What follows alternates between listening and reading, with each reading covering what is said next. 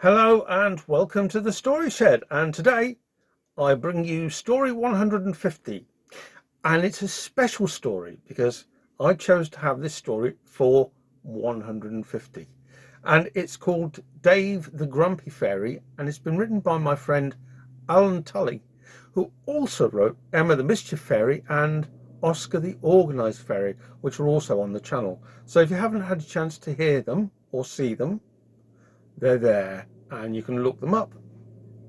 So sit back, relax, and hopefully enjoy the story of Dave the Grumpy Fairy. Down at the bottom of a very special garden, hidden behind a thick bush, was a magical place called Fairy Town. Fairy Town was of course the home of the fairies. There were many fairies living in Fairy Town, all doing fairy-like jobs, repairing people's shoes, taking children's teeth, and a whole host of other jobs ranging from cooking to toy making. Every fairy had a magical name which told people what they were like and was unique to them. One fairy was called Dave the Grumpy Fairy. Now, Dave was a distinctive looking fairy, and he was a big fairy, not fat, but stocky and strong. He also had a big bushy beard that came down to his chest, and when he was out he'd wear a purple woolen hat and a brown rain mac. Now, many of the fairies of Fairy Town were a bit wary of Dave. Him having the magical name of Grumpy automatically made people feel that Dave might snap at them and argue with them. The thing was that though Dave may have been grumpy, he was not cruel or unkind. In fact, he was quite nice. You just had to get past the beard and the grumpy exterior to realise it. Dave wasn't perfect. He did like to moan. He was often found in town pointing out something he believed was wrong, be it the shops not being open for long enough, to the park not being cleaned. Most of the time, his fellow fairies would just nod their heads to agree and get rid of him, or even sometimes ignore him completely. This would just make Dave more grumpy, and he would often just walk away complaining. One day, Dave was out for a walk in the Fairy Town park getting some exercise when he came across a group of young teenage fairies sitting on a wall, looking bored. "Hello," said Dave. "What are you lot doing sitting around on such a nice morning? You're too young to just sit around all day." "Oh, leave off, Grumpy Dave," said the oldest of the group. "There's nothing to do round here." "Surely that's not true," said Dave. "What about a game of football?" "No, we can't. They took the goalposts in the park and built a wall garden on half the pitch." "Really?" said Dave. "Okay, what about the play park?" "The play park," said the group all together.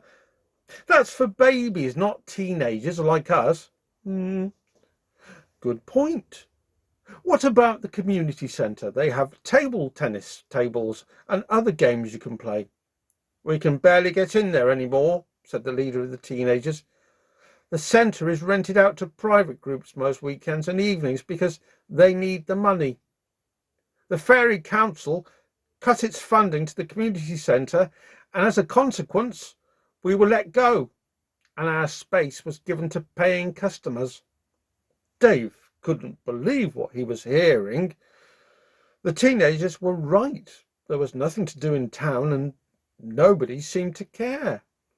"Right," said Dave, "this will not stand. You deserve a space to play and hang out in just as much as anyone else in this town, maybe more." "What are you going to do about it?" said the group. "You just watch." "It's time to get grumpy and sort this out," said Dave, his cheeks reddening and his fists clenching. He turned on the spot and marched straight towards the Fairy Town Hall, where the mayor and the rest of the council worked. As he approached the building, Dave had a bit of luck, as the mayor of Fairytown was just coming down the steps. Peter, the practical fairy, had been mayor of Fairytown for a long time. Most of the fairies of the town liked him, and he'd been voted as mayor on multiple occasions. Dave walked right up to the mayor and, without saying hello, launched into his argument. "Mr. Mayor," said Dave, "I am Dave the Grumpy Fairy, and I'm here to find out why you've stopped the funding to the community centre received for the teenagers, and why there's so very little for them to do all over in our town." The mayor was quite taken back by the unexpected and forceful question that Dave had just put to him.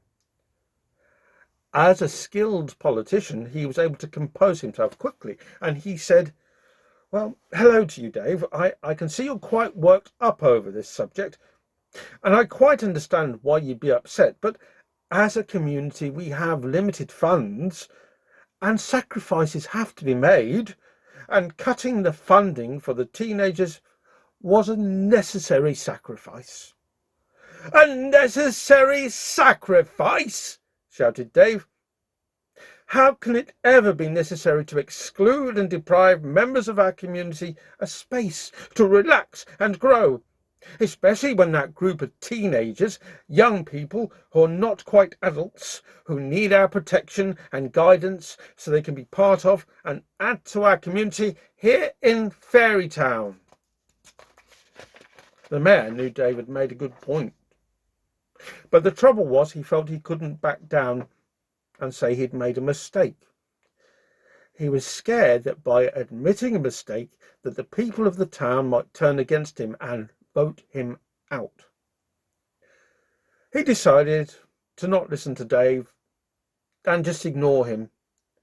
"Well, Dave, thank you for your opinion as always, but at this time there's nothing I can do, and I have a meeting to go to." The mayor quickly pushed past Dave and went back into the town hall.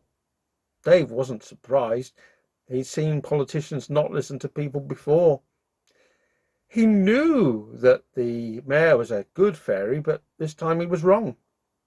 And Dave had to convince the rest of the town of that as well. Dave quickly went back to his house and in his big shed found a box and a loudspeaker horn.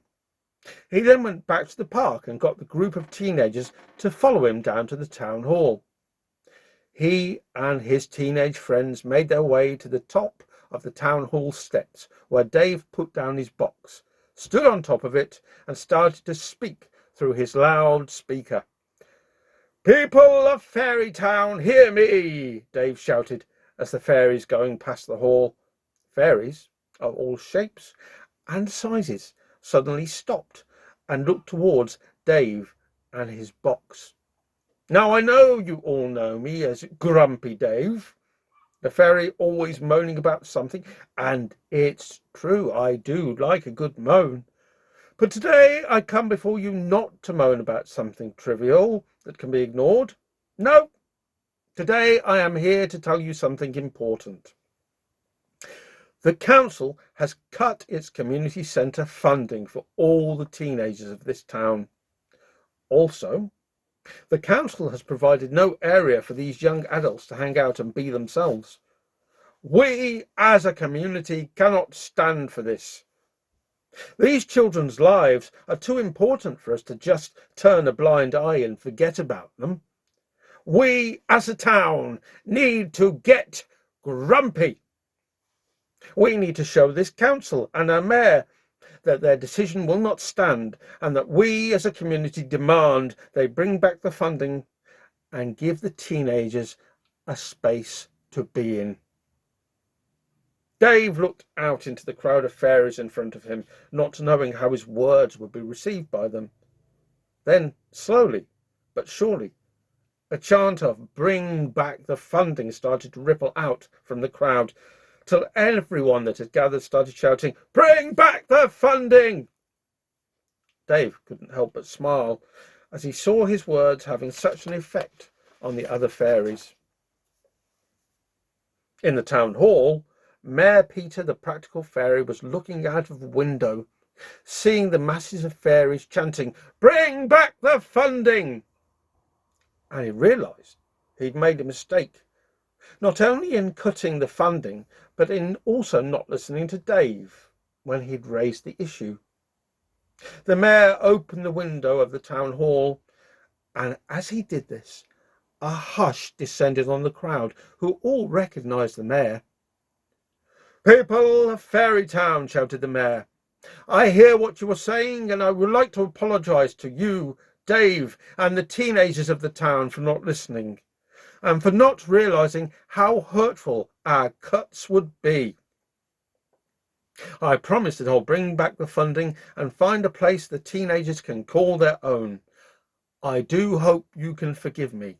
The crowd erupted in a huge cheer. Fairies punched the air and laughed in delight. Everyone swarmed around Dave to congratulate him and his efforts. Dave thanked everyone and couldn't help but do a jig of spontaneous happiness. Within a month of Dave's protests, the mayor, Dave, and the teenagers were gathered with the rest of Fairytown to open the new skate park.